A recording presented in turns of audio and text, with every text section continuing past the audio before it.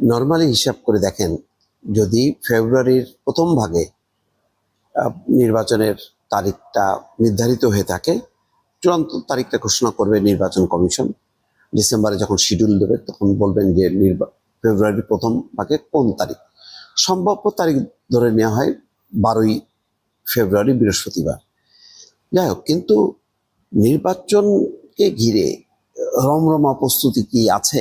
LDP 81 জনের প্রার্থী তালিকা ঘোষণা করেছে। অন্য খুব যতগুলো রাজনৈতিক দল, সেই 30টা রাজনৈতিক দলকে নিয়ে তো ঐকমত্য কমিশন বৈঠক করতো, সেই 30টা রাজনৈতিক দলের সেই প্রস্তুতিটা কোথায়, সেই রমরমা অবস্থাটা কোথায়, সেটা কিন্তু লক্ষ্য করা যাচ্ছে না। আমি দেখলাম যে নির্বাচন কেন্দ্রিক যে তৎপরতা, সেটা প্রকাশ্যে সেটা বিএনপির মধ্যে আছে।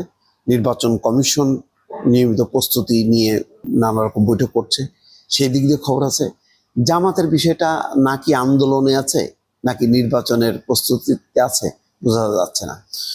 সবচেয়ে হতাশজনক ব্যাপারটা হচ্ছে যে এনসিপি কি করবে?